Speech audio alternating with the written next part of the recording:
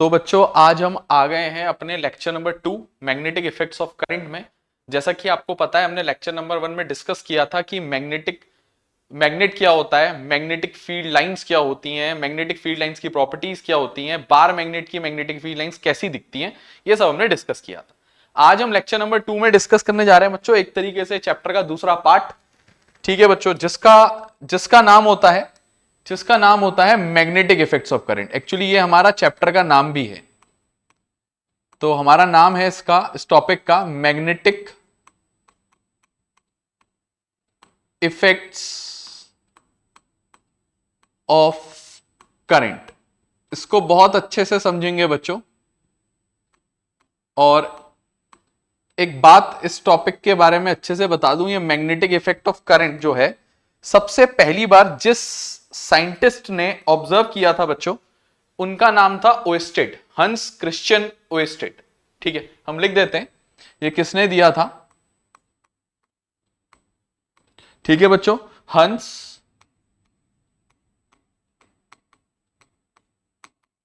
Christian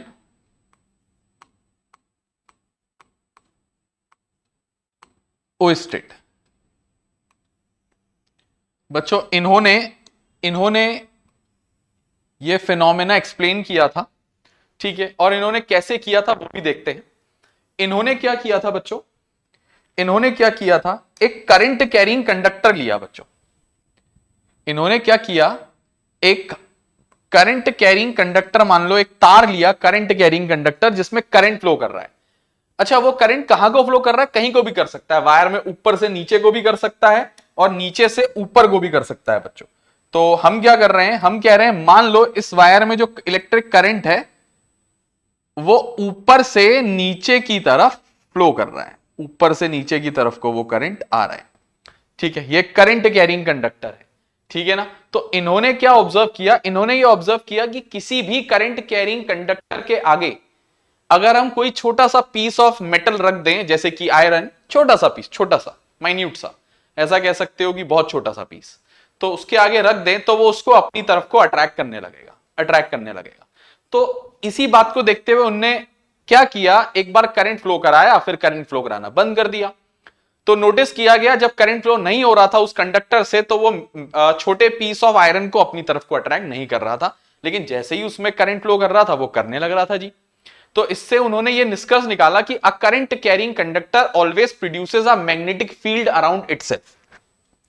तो जो हम ये स्टेटमेंट लिखने जा रहे हैं ये ओएस्टेड साहब का ही दिया हुआ है। इन्होंने ये कहा था कि अ current carrying conductor, a current carrying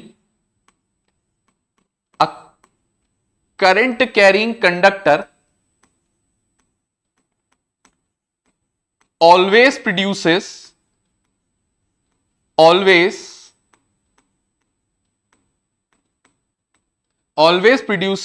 a magnetic field, always produces a magnetic field around itself, always produces a magnetic field around itself। ठीक है बच्चों, एक करंट कैरिंग कंडक्टर, वो स्ट्रेट वायर की बात ही नहीं कर रहे हैं, वो किसी भी करंट कैरिंग कंडक्टर की बात कर रहे हैं, वो अपने चारों तरफ मैग्नेटिक फील्ड बनाएगा। अच्छा ठीक हो गया, ये तो ओएस्टेड साहब ने हमसे कह दिया था। उसके बाद हमने अलग अलग टाइप के कंडक्टर्स के लिए पढ़ना है बच्चों की मैग्नेटिक फील्ड कैसा होता है, मतलब एक्चुअली मैग्नेटिक फील्ड लाइंस पढ़नी है कि वो कैसी दिखती है उनकी। तो सबसे पहले ए जो टॉपिक हमारे पास इसके अंदर आएगा, ए वो आएगा magnetic field. M dot F stands for बच्चों मैग्नेटिक फील्ड। मैंने कहा magnetic field lines due to, magnetic field lines due to a straight current carrying conductor. Straight, जैसा कि मैंने सीधी तार तुम्हारे बगल में बनाई है, straight current carrying, straight current carrying conductor, straight current carrying conductor, magnetic field due to a straight current carrying conductor बच्चों, और तुम्हारे बगल में बना हुआ है। तो बच्चों सबसे पहले ना तुम्हें मैग्नेटिक फील्ड लाइंस बनाने के लिए तुम्हें मैग्नेटिक फील्ड लाइंस का ना पैटर्न पता होना चाहिए कि वो कैसी होती हैं, ठीक है, वो कैसी दिखती हैं। तो मैंने कहा बार मैग्नेट में हमें पता था आउटसाइड द मैग्नेट नॉर्थ से south, inside the magnet south से नॉर्थ, और एक सर्कुलर लूप बना लेती हैं। तो इसी प्रकार हमें इसके बारे में भी कुछ पता होना चाहिए। तो on the basis of observations ऐसा देखा गया कि जो मैग्नेटिक फील्ड होता है एक स्ट्रेट करंट कैरिंग कंडक्टर का, वो उसके वायर के चारों तरफ होता है, चारों तरफ सर्कुलर पैटर्न में। तो मैग्नेटिक फील्ड लाइंस तो इमेजिनरी लाइंस होती हैं, तो वो कैसे होंगी? ऐसा कहा जाता है magnetic field lines current carrying conductor के चारों तरफ कंसेंट्रिक सर्कल्स के फॉर्म में होंगी, जिन सर्कल्स का सेंटर वायर पे लाई करेगा। कहां लाई करेगा बच्चों? वायर पे लाई करेगा। तो कैसी होती हैं वो देख लेते हैं। हमने क्या कहा कैसी होती हैं? हमने कहा मान लो तुम लोगों को क्या करना है बच्चों, इस वाले पॉइंट पे मैग्नेटिक फील्ड लाइंस इसकी कैसी होती हैं वो निकालना है, ठीक है। मान लो तुम्हें क्या करना है बच्चों, इस वाले पॉइंट पे मैग्नेटिक फील्ड लाइंस कैसी होती है निकालना है। तो तुम लोग क्या करोगे बच्चों, कंसेंट्रिक लूप्स के फॉर्म में होती हैं, ऐसा हमने तुम्हें बताया। कुछ ऐसा कंसेंट्रिक गोल लूप्स होते हैं जिसका सेंटर कहां लाए करता है बच्चों, जिसका सेंटर कहां लाए करता है? वायर में ही लाए करता है। अच्छा, मैं इनको थोड़ा डॉटेड लाइन से कर दे रहा हूं, कारण है बच्चों की क्योंकि जो मैग्नेटिक फील्ड लाइंस होती हैं वो वैसे इमेजिनरी होती हैं, और थोड़ा सा ना लाइन भी सीधी है, उसको भी मैं ऐसा बना दूंगा तो थोड़ा कंफ्यूजिंग होगा, तो हमने गोल कर दिया है उसको इसीलिए। अब सुनेंगे बच्चों, हमने क्या किया, एक और मैग्नेटिक फील्ड लाइंस के लिए एक और लूप बनाया, क्योंकि मैंने अभी बताया तुम लोग को कंसेंट्रिक सर्कल्स के फॉर्म में होता है, कंसेंट्रिक सर्कल्स, ठीक है। तो हम यही बनाने जा रहे हैं इस वक्त, कंसेंट्रिक सर्कल इसके चारों तरफ। बहुत प्यारा सा डायग्राम बनाएंगे बच्चों, ठीक है, बहुत प्यारा सा डायग्राम बनाएंगे, तुम लोग को दिखेगा, ठीक है। तो इसको भी हम ग्रीन से ही कर दे रहे हैं, ठीक है। ऐसे ही बहुत सारे बच्चों लूप्स होते हैं, बहुत सारे सर्कुलर लूप्स होते हैं, लेकिन एक शर्त होती है बच्चों, इन लूप्स का सेंटर कहां लाई करना चाहिए? वायर में ही लाई करना चाहिए। कहां लाई करना चाहिए? वायर में ही लाई करना चाहिए, ठीक है। ऐसा ना हो कि इधर उधर हो जाएं सर्कल्स, तो ऐसे ध्यान रखना है कि सर्कल्स का सेंटर कहां हो? वायर्स में ही हो, वायर्स में ही हो। तो ये एक और मैंने तुम्हारे सामने सर्कुलर लूप बना दिया है।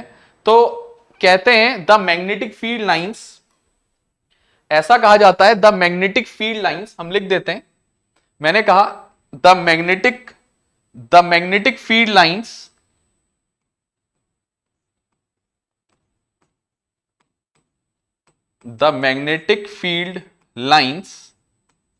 of a straight current carrying conductor, straight current carrying conductor is in the form of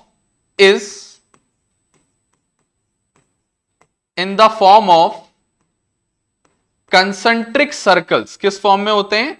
concentric circle. सबको पता है बच्चों, मैथ्स में पढ़ा है तुम लोगों ने कि कंसेंट्रिक सर्कल्स क्या होते हैं? ऐसे सर्कल्स जिनका सेंटर सेम हो और रेडियस चेंज होता रहता है बस।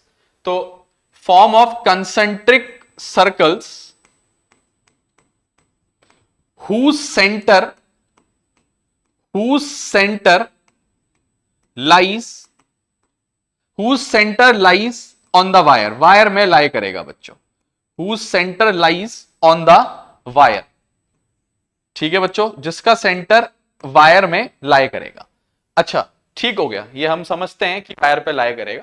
अच्छा, मैग्नेटिक फील्ड लाइंस की तो डायरेक्शन भी होती है ना, वो हम एरो लगाते थे कि आउटसाइड द मैग्नेट नॉर्थ से, यहां कैसे लगाएंगे? अच्छा, एक लूप में क्या डायरेक्शन हो सकती है? या तो लूप में ऐसे घूमेगा नोन एज क्लॉकवाइज, या लूप में ऐसे घूमेगा नोन एज एंटी क्लॉकवाइज। तो मुझे इन मैग्नेटिक फील्ड लाइंस की डायरेक्शन कैसे पता चलेगी बच्चों? तो सुनना बात, हम ये बात भी लिख देते हैं, the direction of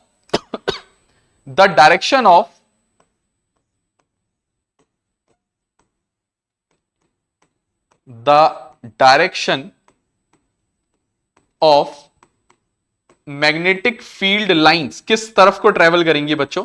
magnetic field lines can be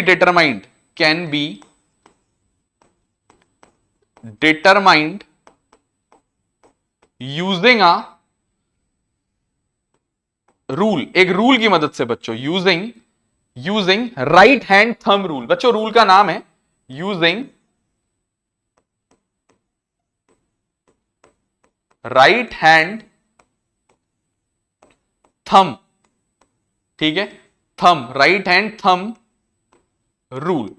इस रूल की मदद से बच्चों हम लोग कहते हैं कि इस रूल की मदद से हम लोग उसकी डायरेक्शन निकाल लेंगे, जो हमारे बगल में हमारे वायर रखी हुई है उसके मैग्नेटिक फील्ड लाइंस का, इसकी मदद से हम निकाल लेंगे। ठीक है, ठीक है, अभी निकालते हैं, उसमें कोई दिक्कत नहीं है, वो निकल जाएगा। हम जरा लूप को बढ़िया बना दें, बस हम थोड़ा सा फोकस रहता है कि चीज को ऐसा करें कि तुम लोग भी एग्जाम में हमें फॉलो करो और बहुत प्यार से बोर्ड्स में लिख के आओ, बहुत अच्छा सा, क्योंकि राइटिंग एंड प्रेजेंटेशन बहुत मैटर करती है सीबीएसई में। ठीक है ना, ठीक हो गया बच्चों। तो मैंने कहा राइट हैंड थंब रूल की मदद से पता चल जाएगा। अच्छा बात आती है ये रूल कहता क्या है, हमें ये नहीं पता ना बच्चों कि ये रूल कहता क्या है। तो एक काम करते हैं, ये रूल कहता क्या है ये जान लेते हैं। हमने कहा ये रूल क्या कहेगा, हमने कहा ये क्या कहता है, ये कहता है इमेजिन, इमेजिन करने को कह रहा है जी, कह रहा है imagine holding the current carrying conductor in your right hand. तुम इमेजिन करो कि तुम करंट कैरिंग कंडक्टर को अपने राइट हैंड में पकड़ रहे हो बच्चों। जिस हाथ में मेरा राइट हैंड मैंने उठाया हुआ है, मेरा राइट हैंड है बच्चों। तो अपना करंट कैरिंग कंडक्टर को इमेजिन करो कि तुमने राइट हैंड में पकड़ा है, ऐसे सच that your thumb points towards the direction of flow of current. क्योंकि करंट नीचे को जा रहा है तो थंब को नीचे को पॉइंट करना है बच्चों। क्लियर, ये देखो आपको क्लियर दिख रहा होगा, हमने थंब नीचे को पॉइंट किया हुआ है और करंट कैरिंग कंडक्टर मैंने इमेजिन किया मेरे हाथ में, क्योंकि मैं इमेजिन ही कर रहा हूं, ये करंट कैरिंग कंडक्टर नहीं है, मैं सिर्फ इमेजिन कर रहा हूं। तो इमेजिन करो कि करंट कैरिंग कंडक्टर तुमने अपने राइट हैंड में पकड़ा हुआ है, ठीक है, ऐसे कि थंब करंट की डायरेक्शन को पॉइंट करेगा। ठीक है ना, थंब कहां को पॉइंट करेगा, करंट की डायरेक्शन को। ठीक है, थंब मेरा नीचे को पॉइंट कर रहा है, then the direction in which your finger curl करेगी बच्चों, कर्ल या एन सर्कल्स, बंद दूंगी, बंद, gives you the direction of magnetic field line, ऐसे क्लॉकवाइज। कैसे आ रहा है बच्चों, क्लॉकवाइज। दोबारा देखते हैं, ये हमने करंट कैरिंग कंडक्टर को अपने राइट हैंड में पकड़ा, ऐसे कि हमारा थंब पॉइंट करे towards the direction of flow of current, मतलब नीचे को, इस कंडक्टर में नीचे जा रहा है करंट, और अपनी फिंगर जैसे मेरी कर्ल होंगी या एन सर्कल होंगी, देखो किस दिशा में, ऐसे ऐसे घड़ी चलती है बच्चों, ऐसे, दिस इज क्लॉकवाइज। तो मैं क्या करूंगा बच्चों, इसमें क्लॉकवाइज एरोज लगा दूंगा और मुझे मिल जाएगा मैग्नेटिक फील्ड लाइंस का डायरेक्शन, मैग्नेटिक फील्ड लाइन का डायरेक्शन कि कैसे वो इस समय पे ट्रेवल कर रही है। ठीक है, बहुत प्यार से हम लोग डायग्राम बनाएंगे, तो हमें मैग्नेटिक फील्ड लाइंस की डायरेक्शन मिल चुकी है कि वो कैसे ट्रेवल कर रही है। तो कैसे ट्रेवल कर रही है लिख भी देते हैं बच्चों, हमने कहा कैसे ट्रेवल कर रही है, क्लॉक वाइज डायरेक्शन में ट्रेवल कर रही है, क्लॉकवाइज। मैग्नेटिक फील्ड लाइंस कैसे ट्रेवल कर रही है, क्लॉकवाइज। अच्छा ये राइट हैंड थंब रूल कहता क्या है, इसको रिटन स्टेटमेंट में भी लिख लेते हैं। क्या कहता है बच्चों, ये कहता है कि इमेजिन, ये क्या कहता है, ये कहता है imagine holding the current carrying conductor, imagine holding the current carrying conductor, imagine holding the current carrying conductor in our right hand। कौन से हाथ में बच्चों, सीधे हाथ में, हा, in our right hand such that our thumb, ऐसे कि हमारा जो अंगूठा है, such that our thumb, थोड़ा सा आर सही नहीं लग रहा, such that our thumb point towards the direction of points towards the direction of, ऐसे कि हमारा थंब कहां को पॉइंट करे, towards the direction of flow of current, such that our thumb point towards the direction of flow of current,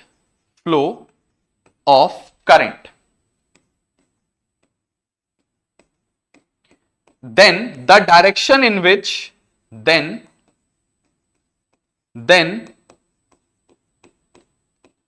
direction in which then the direction in which our fingers, हमारी जो उंगलियां हैं बच्चों बची हुई सारी थंब के अलावा, our fingers, सबको उंगलियां कहते हैं, थंब फिंगर्स, ठीक है, our fingers encircles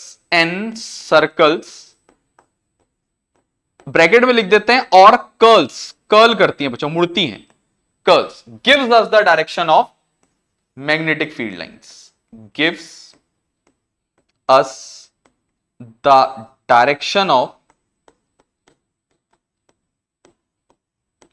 magnetic, short में लिख देते हैं बच्चों m.f लाइंस। ठीक हो गया, ये था हमारा बच्चों राइट हैंड थंब रूल, ठीक है, ये था हमारा राइट हैंड थंब रूल। अच्छा देखो, कुछ किताबों में और थोड़ा बहुत एनसीईआरटी में भी नीचे से लास्ट में एक रूल और लिखा है मैग्नेटिक फील्ड लाइंस की डायरेक्शन निकालने के लिए, जिनको इन्होंने right hand cork screw rule बोला है, या Maxwell's right hand cork screw rule बोला हुआ है। हम वो भी डिस्कस कर लेते हैं, वो भी पढ़ लेते हैं, क्योंकि हम रूल पढ़ ही रहे हैं ना बच्चों, तो वो भी हम लोग पढ़ लेते हैं, थोड़ी जगह बना लेते हैं उसके लिए, और उसको भी हम लोग यहां पे डिस्कस कर लेंगे। ठीक है ना बच्चों, कोई दो राय नहीं है उसमें कि हमें वो छोड़ना है या नहीं कराना है, हमें कराना है सब कुछ। ठीक है ना, कुछ छोड़ेंगे नहीं हम लोग मैक्सिमम से मैक्सिमम बातें कोशिश करेंगे कि करा दें तुम लोगों को। ठीक है, तो ये छोटा सा हम हल्का सा इसको छोटा कर देते हैं। ठीक है, थोड़ा सा हमने छोटा कर दिया है, बाकी आप लोग समझदार हैं, समझ जाएंगे सब कुछ। ठीक है, चलो अब चलते हैं बच्चों, एक सेम रूल और यूज हो सकता है, सेम रूल और यूज हो सकता है सेम चीज निकालने के लिए, होता यही है बच्चों, अलग भाषा में बोला गया है। कॉर्क स्क्रू, कॉर्क कुछ नहीं, हम लोग तो नॉर्मल स्क्रू ड्राइवर समझ के पढ़ेंगे, नॉर्मल जो नट बोल्ट होता है वाला स्क्रू, और ड्राइवर जो स्क्रू ड्राइवर होता है, स्क्रू और स्क्रू ड्राइवर से समझेंगे। लेकिन इनका जो रूल का नाम है ना, मैक्सवेल्स कॉर्क स्क्रू रूल, ये कॉर्क स्क्रू मतलब बताते हैं, वो बॉटल होती है बच्चों शैंपेन की, उसको उसके ऊपर ना लकड़ी का एक ढक्कन रखा होता है, उसको खोलने के लिए कॉर्क स्क्रू यूज होता है, उसको गोल गोल घुमाया जाता है तो वो ढक्कन ऊपर को खुलता है उससे, तो उसकी बात हो रही है यहाँ पे। ठीक है, तो मैं लिख भी देता हूं, ठीक है ना, हम लोग लिख भी देते हैं, बल्कि उसको और भी एक बॉक्स के अंदर लिखते हैं, क्योंकि एग्जाम में डायरेक्ट लिखने को अगर आता है तो वो नहीं, ये आता है। ठीक है, लेकिन पूछ सकते हैं, कोई आउट ऑफ सिलेबस वाला झाड़ नहीं है कि वो चीज आउट ऑफ सिलेबस है नहीं है, हम ऐसा कुछ नहीं कह रहे हैं उसके बारे में। ठीक है ना, हम ये कह ही नहीं रहे हैं कि बच्चों वो आउट ऑफ सिलेबस है नहीं है, कुछ नहीं, हम उसको सिलेबस में मान के चल रहे हैं, ठीक है, चलो अब बात करते हैं क्या होता है कॉर्क स्क्रू रूल। तो हेडिंग डाल देते हैं पहले, मैक्सवेल्स, बच्चों मैक्सवेल्स एपोस्ट्रोफी एस है, Maxwell's cork screw, Maxwell's cork screw rule की बच्चों हम बात करते हैं। मैक्सवेल का कॉर्क स्क्रू रूल क्या कहता है वो भी देख लेते हैं। देखो, मैक्सवेल का कॉर्क स्क्रू रूल ये कहता है, imagine driving a cork screw in the direction of flow of current. तो इमेजिन करो एक कॉर्क स्क्रू को ड्राइव कर रहे हो फ्लो ऑफ करंट की तरफ को। अब देखो, मान लो तुम एक नट को टाइट कर रहे हो, तुमने ऐसे स्क्रू ड्राइवर लगाया, तुम उसको टाइट करना है, और कहां को करना है टाइट, जहां को करंट जा रहा है वहां को टाइट करना, वहीं को लेके जाना है, मतलब टाइट करना है, लूज करना है। टाइट करोगे तो नट नीचे को जाता है, अनटाइट करोगे तो ऊपर को आता है।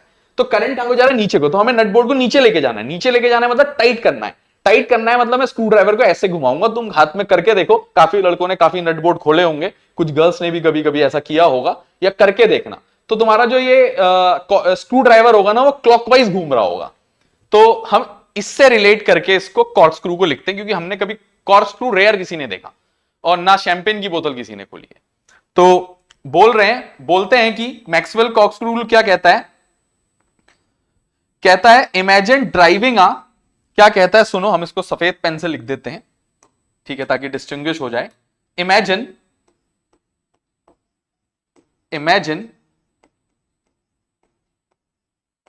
Driving a cork screw, imagine driving a cork screw in the direction of flow of current. किस डायरेक्शन में, in the direction of flow of current, in the direction of flow of current, in the direction of flow of current,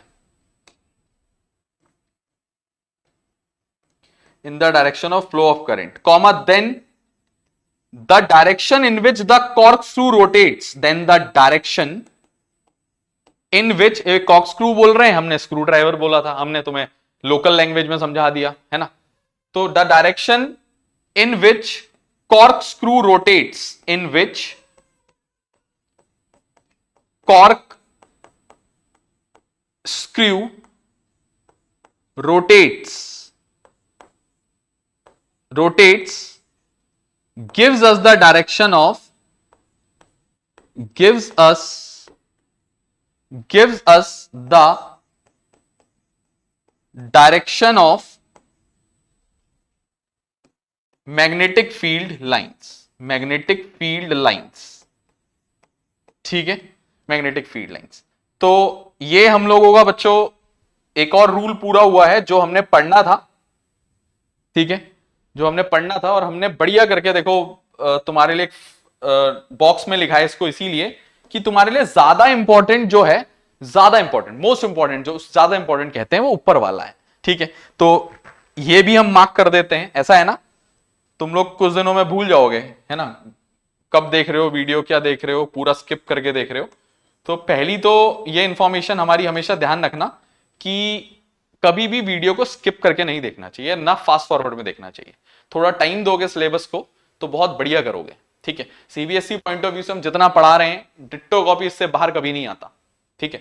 धीरे धीरे करके questions करेंगे, काफी चीजें discuss भी करेंगे अभी, ठीक है। फिलहाल हम 2 मिनट के लिए स्क्रीन से आउट होते हैं, आप लोग वीडियो पॉज कर लोगे, स्क्रीनशॉट ले लोगे, ठीक है, या नोट्स बना लोगे, वीडियो पॉज करके अपने हिसाब से आप लोग करोगे, ठीक है। 1 मिनट के लिए हम साइड हो रहे हैं,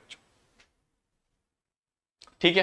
तो उम्मीद कर रहे हैं कि आपने लिख लिया होगा इसको, ठीक है, उम्मीद कर रहे हैं कि आपने इसको लिख लिया होगा, या स्क्रीनशॉट ले लिया होगा, या नोट कर रहे होगे, या पॉज कर लिया होगा। तो आगे की तरफ चलते हैं बच्चों, आप एक पेज और ऐड कर लेते हैं, सेकंड पेज की तरफ चलते हैं। हमने ए पार्ट पढ़ा था, एक स्ट्रेट करंट कैरिंग कंडक्टर की वजह से मैग्नेटिक फील्ड लाइंस कैसी होती है। अच्छा, आप पढ़ेंगे उसकी मैग्नेटिक फील्ड लाइंस किन बातों पे डिपेंड करती हैं, सुनो बात ध्यान से, उसकी मैग्नेटिक फील्ड लाइंस किन बातों पे डिपेंड करती हैं। तो हमारा जो अगला टॉपिक है बच्चों, वो ए पार्ट का ही है, factors on which magnetic field, मैं लाइंस नहीं कह रहा हूं बच्चों, मैं मैग्नेटिक फील्ड की बात कर रहा हूं। Factors on which magnetic field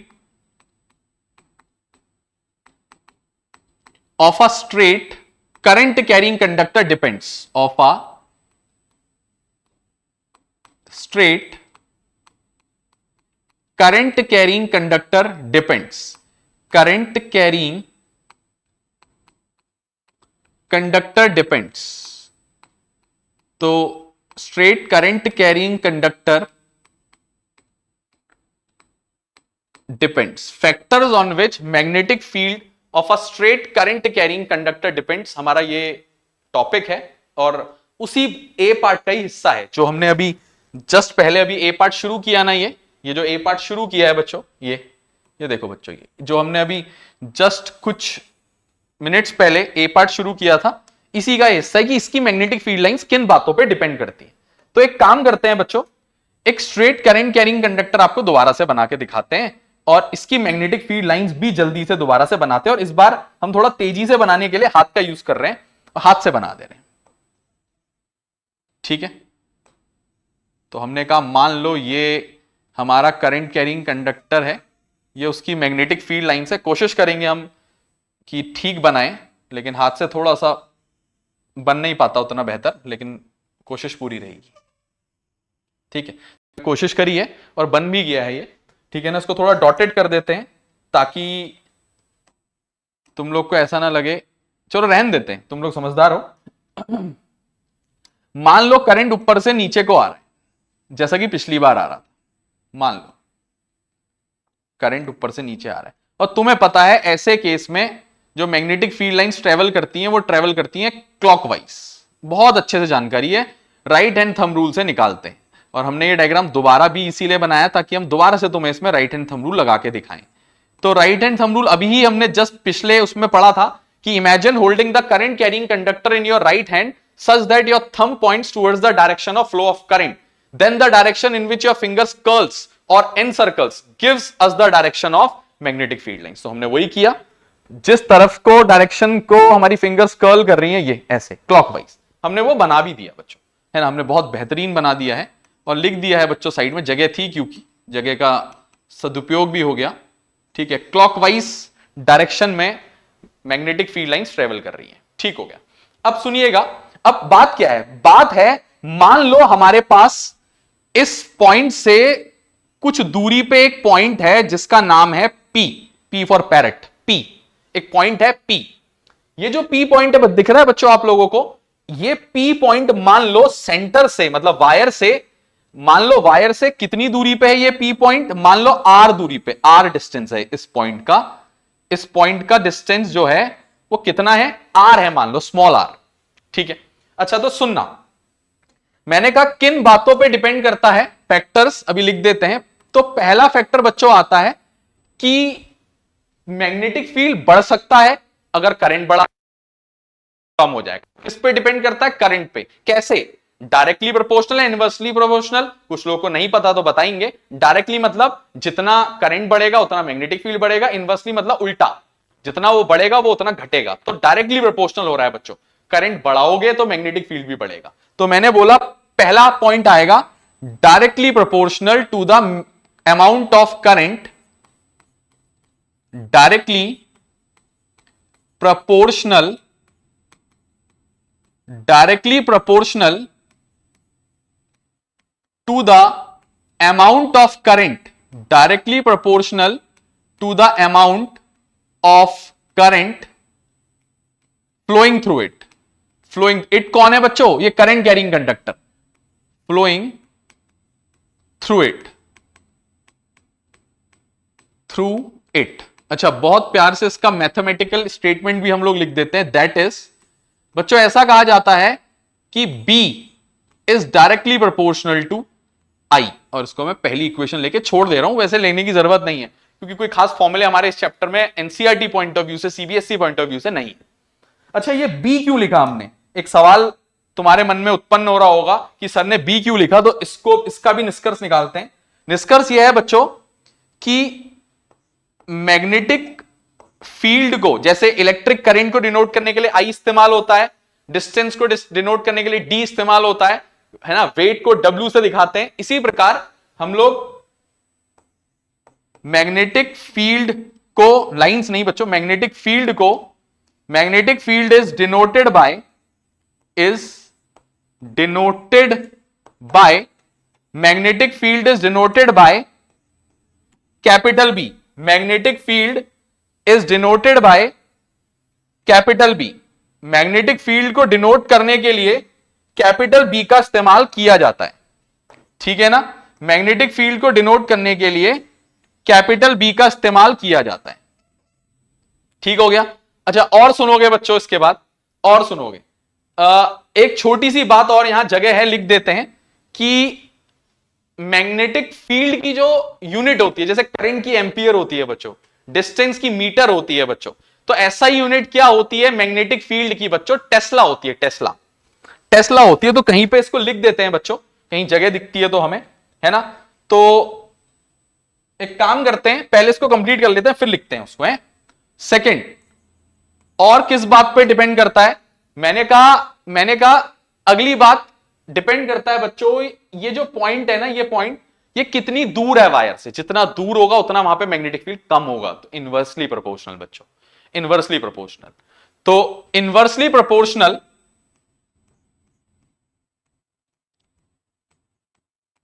inversely proportional, inversely proportional to the distance of the point, distance जहां पे तुम नाप रहे हो वो point, distance, inversely proportional to the distance of the point inversely proportional to the distance of the point from the conductor, from the conductor. अच्छा, इसका मतलब है, साफ साफ लिख देते हैं, that is B is inversely proportional to R, मतलब 1/R बच्चों। R डिस्टेंस है, वो वहां पे हमने साफ क्लियर नीचे मार्क करा है ग्रीन पेन से, दिख रहा होगा आप लोगों को। ठीक है, अब आगे की तरफ चलते हैं बच्चों। एक तीसरा और आखिरी, वैसे इंपॉर्टेंट नहीं है, वो दो बातें ही मेन है। एक तीसरी बात भी बता देते हैं, तार की लेंथ पे, जितनी लंबी तार लोगे ना उतना ज्यादा उसका मैग्नेटिक फील्ड होगा। तो इस बात को भी हम मार्क कर देते हैं बच्चों, बहुत बढ़िया ढंग से मार्क कर देते हैं। एक काम करते हैं, तार की लेंथ को L ले लेते हैं। एक काम करते हैं बच्चों, तार की लेंथ को क्या ले लेते हैं, L ले लेते हैं। अभी लेते हैं, देखो मान लो ये हमारी सेम यही वाली वायर है। ठीक है, मान लो, ऐसा मानना पड़ेगा हमें, मान लो ये हमारी वायर है, सॉरी। ठीक है, और मैंने कहा मान लो इसकी लेंथ जो है वो L। ठीक है, L, इस तार की जो लेंथ है बच्चों वो मैंने L मान ली है। ठीक है, बहुत प्यार से हमने देखो मार्क किया है। ठीक है, तो मैंने कहा L के डायरेक्टली प्रोपोर्शनल, जितनी बड़ी तार उतना ज्यादा उसका मैग्नेटिक फील्ड। तो एक एक्स्ट्रा चीज हम ऐड कर दे रहे हैं कि directly proportional to the length of the conductor, directly proportional to the length of the conductor, directly proportional to the length of the conductor, directly proportional to the length of the conductor। इसका मतलब होता है that is B is directly proportional to L। ये हमारी तीसरा point हो गया है और आखिरी पॉइंट हो गया है। तो इन बातों पे डिपेंड करती है। ठीक है, हाँ, एक बात तुम लोगों को और बताने की कह रहे थे, वो मैग्नेटिक फील्ड की जो SI यूनिट होती है उसके बारे में। तो यहां पे बढ़िया लगेगा, तो यहां पे लिख देते हैं उसको भी। मैंने कहा SI unit of magnetic field, जो फोर्स होता है ना, ताकत, उसकी SI unit of magnetic field is, magnetic field या फोर्स भी बोल सकते हो, मैग्नेटिक फील्ड इज बच्चों क्या होती है, टेस्ला बोला हमने, Tesla, TESLA, Tesla, Tesla capital T, Tesla, Tesla capital T से दिखाते हैं उसको। ठीक है, तो हमारे पास ओवरऑल ये दो बातें निष्कर्ष निकल के आई हैं कि हमें ये दो बातें पता होनी चाहिए। ठीक है, हम अभी इसको बढ़िया करके लिख भी देते हैं आप लोगों के लिए, ताकि बढ़िया करके आप लोग नोट्स भी बनाओ अपने। ठीक है ना, तो बल्कि वो सही था अपनी जगह पे, उसको वहीं कर देते हैं। इसको भी सेम एक एनक्लोज कर देते हैं किसी एक ब्रैकेट में, तो क्लाउड्स में एनक्लोज कर देते हैं। बहुत बढ़िया लग रहा है। तो ये हमारा टॉपिक ए पार्ट पूरा हो गया है कि किन फैक्टर्स पे जो मैग्नेटिक फील्ड है एक करंट कैरिंग स्ट्रेट कंडक्टर का, वो डिपेंड करता है बच्चों। तो बच्चों अब इसके बाद हम लोग चलते हैं अपने पॉइंट नंबर बी की तरफ। ठीक है, हमने पहले जाना कि एक स्ट्रेट करंट कैरिंग कंडक्टर का मैग्नेटिक फील्ड लाइंस कैसी होती हैं, उसके बाद जाना कि वो बनती कैसे हैं, उसकी डायरेक्शन कैसे निकालते हैं, उसके बाद हमने जाना एट लास्ट कि वो किन बातों पे डिपेंड करता है उसका मैग्नेटिक फील्ड। ठीक है, अब चलते हैं बच्चों बी पार्ट की तरफ। वो है magnetic field due to a circular, magnetic field due to a circular loop. तो एक सर्क्यूलर लूप का मैग्नेटिक फील्ड कैसा होता है उसको जानने की कोशिश करेंगे बच्चों। ठीक है, अच्छा कैसा होता है जी, कहते हैं एक सर्क्यूलर लूप बना लेते हैं पहले। ठीक है, सबसे पहले हम क्या करते हैं, एक सर्क्यूलर लूप बना लेते हैं। ठीक है बच्चों, सर्क्यूलर लूप कैसे भी बना सकते हो, अलग अलग तरीके से बनता है, लेकिन हम एक बेहतर तरीके से बनाएंगे जिससे कि तुम लोगों के लिए भी आसान रहेगा उसको बनाना, और हमारे लिए भी तुम लोग को समझाना उसको आसान रहेगा। तो हमने ये एक सर्कुलर लूप ले लिया, वही सीधी वायर को हमने ऐसे फोल्ड करके, ये इसके दो एंड्स हैं। ठीक है, इन दो एंड्स को ले लिया। ठीक हो गया, थोड़ा सा इसको सही करते हैं।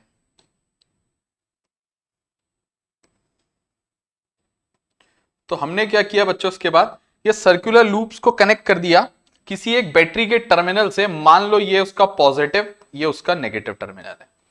और तुम लोग को ये बात की जानकारी बहुत अच्छी है कि करंट हमेशा positive terminal of the battery से होता हुआ negative terminal of the battery की तरफ को आता है। करंट की जानकारी इतनी तुमने मैग्नेटिक इफेक्ट्स ऑफ करंट में भी इतनी जानकारी हासिल की है कि कैसे मूव करता है करंट, ठीक है, पॉजिटिव से नेगेटिव।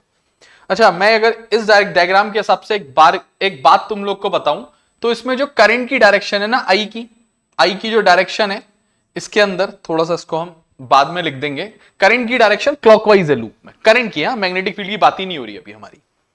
तो मैं कह रहा हूं ना, एक पैटर्न होता है बच्चों, इससे तुम्हारे लिए भी याद करना आसान रहेगा और हमारे लिए भी तुम लोग को समझाना आसान रहेगा कि मैग्नेटिक फील्ड लाइंस कैसे ट्रेवल करती हैं। तो हम क्या करते हैं ना, पैटर्न बना देते हैं पहले कि कैसे वो मूव करती हैं। तो हमने कहा हम क्या कर रहे हैं, इस लूप को दो हिस्सों में डिवाइड कर दे रहे हैं। एक हिस्सा हमारे पास इसके ऊपर है और एक हिस्सा इसके नीचे है। तो मैंने कहा ऊपर जो पैटर्न ऑब्जर्व किया जाता है, सेम पैटर्न नीचे भी ऑब्जर्व किया जाता है मैग्नेटिक फील्ड लाइंस का, ठीक है। तो हम वही करने जा रहे हैं। मैं एक पैटर्न बना रहा हूं, मैं इस पॉइंट पे ढूंढने की कोशिश करूंगा मैग्नेटिक फील्ड लाइंस का पैटर्न, और इस पॉइंट पे ढूंढने की कोशिश करूंगा, और एक फिक्स पैटर्न होता है। दूसरा डायग्राम और आसानी से तुम्हें समझ में आएगा। तो मैग्नेटिक फील्ड लाइंस कैसे मूव करती हैं पहले वो देख लेते हैं। मैंने कहा डायरेक्शन तो नहीं, लेकिन पैटर्न मैं बना दे रहा हूं। मैंने कहा सर्कुलर लूप्स होते हैं, इस पे भी मैंने 2 और एक 3 लूप बनाए तुम्हारे आगे, ठीक है। अच्छा, लूप तो और भी होते हैं, लेकिन मैं ना बस अब लूप को आधा छोड़ दे रहा हूं। ये एक्चुअली में पूरे घूमते हैं इधर उधर, लेकिन मैं इसको हाफ में छोड़ दे। तो ऐसे लूप्स चलते रहते हैं बच्चों, लूप बड़े होते रहते हैं, और हम इसको पूरा नहीं करते ड्यू टू स्पेस इश्यूज और डायग्राम खराब होने के उससे। और ऐसा नहीं कि हम ऐसा कर रहे हैं, बुक में भी ऐसा ही है। और ऐसा ही नीचे भी बच्चों पैटर्न होता है मैग्नेटिक फील्ड लाइंस का, डिट्टो कॉपी, सेम पैटर्न हमने नीचे के लिए, नीचे वाले पॉइंट के लिए भी कॉपी कर दिया, ठीक है बच्चों। तो जैसा कि आप देख पा रहे हो, मैंने पैटर्न बनाया और उसके बाद लाइंस को आधा छोड़ना शुरू कर दिया, क्योंकि ज्यादा होती है पूरी सर्कुलर ही है। Circular loop magnetic field lines की आप लोगों ने बहुत अच्छे से प्रॉपर्टीज पढ़ी हैं, होती है वो सर्कुलर लूप के ही फॉर्म में।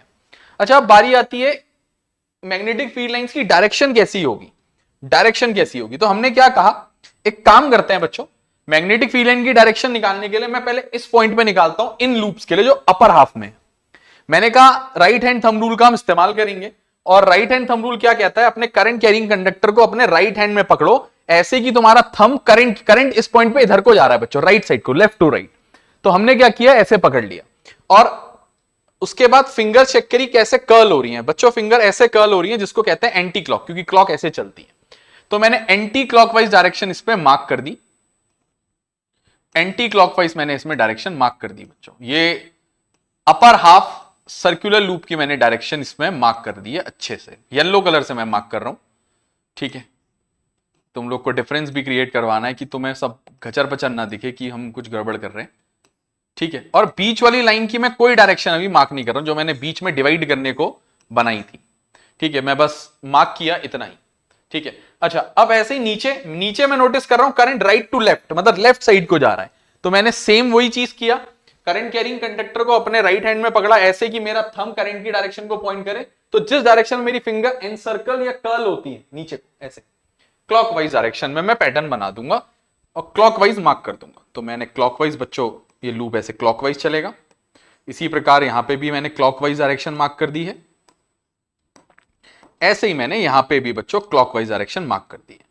उसके बाद पूरे लूप में डायरेक्शन मार्क करने के बाद हम कुछ बातें इसके बारे में और अच्छी करेंगे, ठीक है ना। अभी देखते हैं बच्चों, ये हमने कंप्लीट कर दिया है। अच्छा, एक बात आप लोग नोटिस कर रहे होंगे, चाहे वो लाइन क्लॉकवाइज चल रही हो, मैग्नेटिक फील्ड लाइंस की डायरेक्शन चाहे क्लॉकवाइज हो, चाहे मैग्नेटिक फील्ड लाइंस की डायरेक्शन एंटी क्लॉकवाइज हो, तुम लोगों ने एक बात नोटिस करी, मैग्नेटिक फील्ड लाइन ऐसे ही जा रही है और यहां भी इधर को ही जा रही है। तो मैं बीच वाले की डायरेक्शन भी राइट साइड को ही कर देता हूं, ठीक है बच्चों।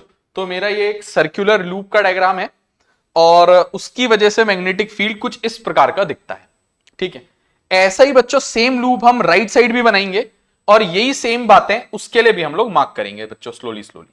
तो हमने क्या किया, एक और सर्कुलर लूप लिया,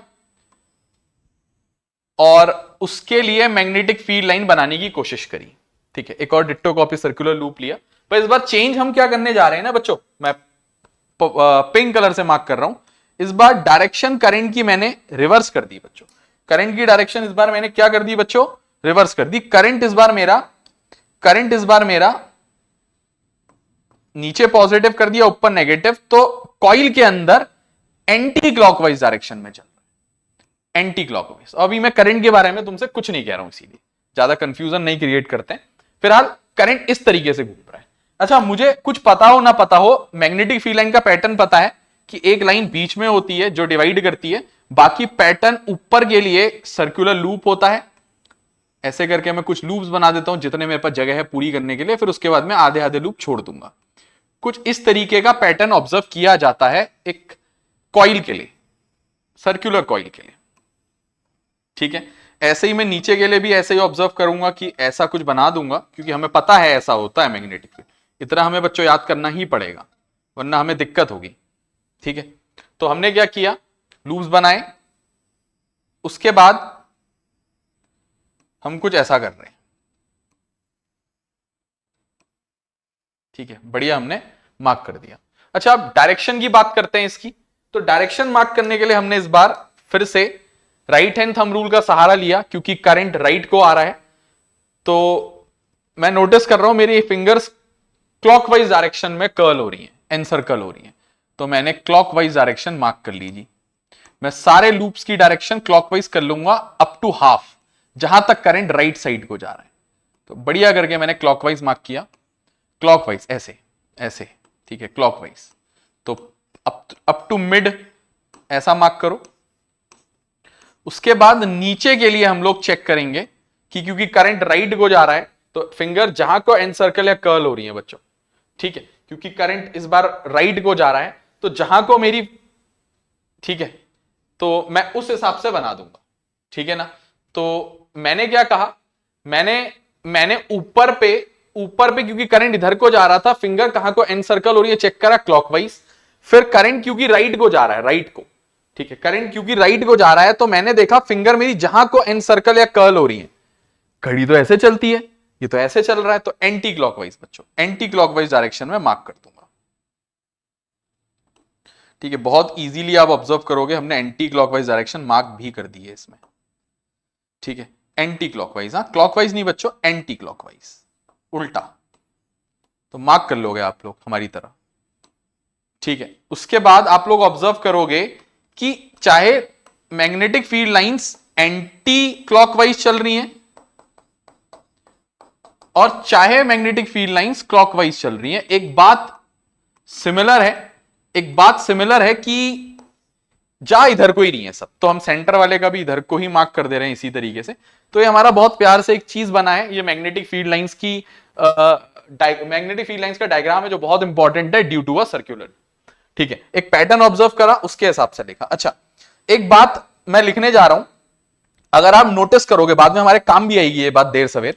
एक बात अगर आप नोटिस करोगे, पहले वाले डायग्राम में, इस फिगर में आप नोटिस करो, जो करंट की डायरेक्शन है आई इसमें जा रहा है बच्चों ऐसे, this is known as anti clockwise. आई कैसे चल रहा है, एंटी क्लॉकवाइज। करंट की बात हो रही है, मैग्नेटिक फील्ड की बात हमने खत्म कर दी, तो इसको हमने लिख लिया है अपने लिए ऐसे ही खाली।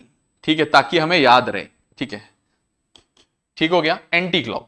अच्छा, अगर हम इधर पे नोटिस करें, इधर पे, तो मैंने कहा यहां पे आई की डायरेक्शन जो है वो क्लॉकवाइज है। आई कैसे चल रहा है, यहां पे क्लॉकवाइज चल रहा है, और इसको भी मैंने अपने लिए लिख के रख लिया बच्चों, ताकि हम लोग को पता हो। ठीक है, पता हो। अच्छा, तो मैग्नेटिक फील्ड लाइंस एक सर्कुलर लूप की कैसी होती है हमें पता चल गई। अच्छा, अब मैग्नेटिक फील्ड लाइन जो सर्कुलर लूप की हैं, ये किन बातों पे डिपेंड करती है वो भी मैटर करेगा। अच्छा, क्या बातें होती हैं बच्चों, मान लो ये सर्कुलर लूप है, किन बातों पे, इस पे जितना ज्यादा करंट उतना ज्यादा इसका मैग्नेटिक फील्ड। इस लूप का जितना बड़ा रेडियस, जितना बड़ा लूप लोगे उतना उसका मैग्नेटिक फील्ड कम, तो लूप के रेडियस के इनवर्सली प्रोपोर्शनल। ठीक है, तो हम अगली स्लाइड की तरफ चलने से पहले एक चीज करते हैं, हम थोड़ा सा स्क्रीन से आउट होते हैं, ताकि आप लोग वीडियो को पॉज करके नोट कर लो, और ताकि अच्छे से इसको लिख लो। ठीक है ना, हम थोड़ा सा आउट होते हैं स्क्रीन से, तो लिखोगे बच्चों, इसको पॉज करोगे, pause the video to note it down. ठीक है, अब आते हैं बच्चों वापस और चलते हैं अगले उसकी तरफ की factors on which magnetic field, factors on which, बात करते हैं बच्चों फैक्टर्स की। कुछ फैक्टर्स हैं, factors on which magnetic field of a circular loop depends, on which magnetic field of a circular loop depends. Actually ये करंट कैरिंग सर्कुलर लूप है, लेकिन तुम समझ रहे हो सर्कुलर लूप डिपेंड्स। मैं अभी तुम्हें बताया कि किन बातों पे डिपेंड करता है, तो मैं बता देता हूं दोबारा से एक बार, हम लिखना है हमें क्योंकि। तो पहला पॉइंट बच्चों होता है, पहला पॉइंट बच्चों होता है कि डायरेक्टली प्रोपोर्शनल होता है, डायरेक्टली प्रोपोर्शनल, डायरेक्टली, थोड़ा सा इसको सही से लिख देते हैं, directly proportional, directly proportional to the amount of current flowing through it, to the amount of current flowing through it, to the amount of current flowing through it.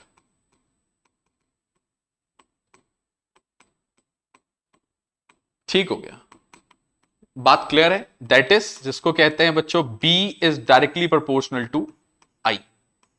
ठीक है, इसको पहली इक्वेशन ले लिया। और दूसरी चीज inversely proportional to the radius of the loop, जितना बड़ा लूप उतना कम, क्योंकि मैग्नेटिक फील्ड दूर दूर हो जाएंगी ना बच्चों। जैसा कि हमने properties of magnetic field line में पढ़ा था कि जितना घनी मैग्नेटिक फील्ड लाइंस होंगी उतना ज्यादा मैग्नेटिक फील्ड होगा। तो लूप बड़ा तो उसकी मैग्नेटिक फील्ड लाइन कम घनी, जितना छोटा लूप उतना ज्यादा घनी magnetic field line. Tensor, tensor बच्चों। तो inversely proportional to the radius of the loop, inversely proportional, अच्छा डायरेक्टली प्रोपोर्शनल नहीं लिखा हमने, प्रोपोर्शन लिख दिया। ठीक है, थोड़ा सा हम इसको करेक्ट कर देंगे, ठीक है ना। नोट्स प्रॉपर भैया बड़े बढ़िया करके बनाओगे बच्चों, बाकी सब होता रहेगा। Proportional, TIONAL, proportional to the amount of current, ठीक है, बिल्कुल बेहतर हो गया।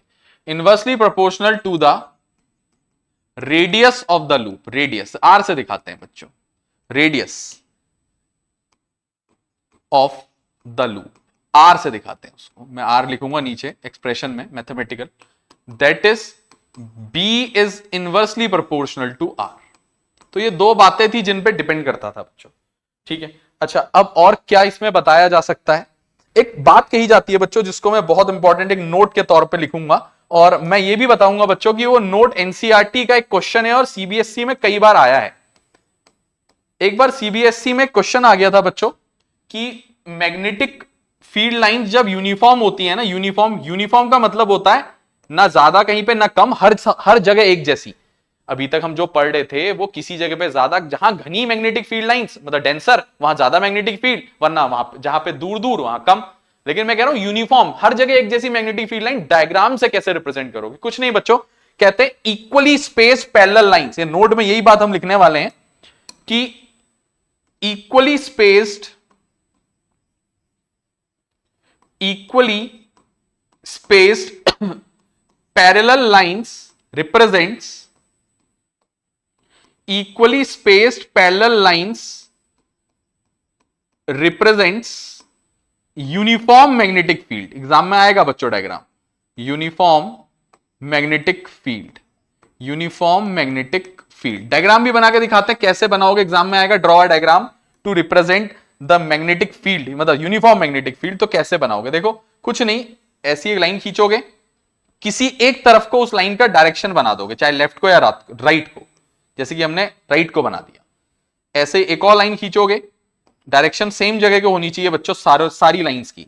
मैंने 4 लाइंस बना रहा हूं, तुम 4 मिनिमम बनाओगे, और ध्यान दोगे इक्वली स्पेस्ड है, इक्वली स्पेस्ड पैरेलल लाइंस हैं बच्चों। कैसी हैं?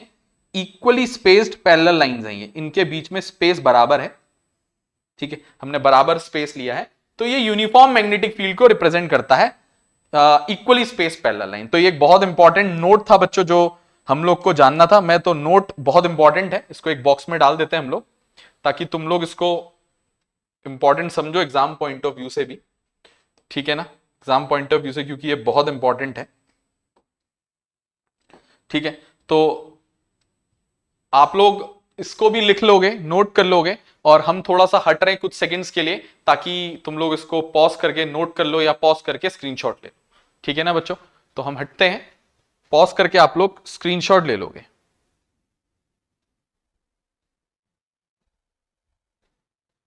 ठीक है बच्चों, तो उम्मीद करते हैं कि आप लोगों ने नोट कर लिया होगा।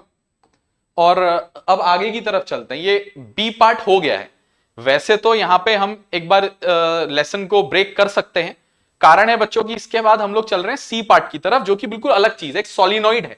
तो magnetic field due to a current carrying solenoid.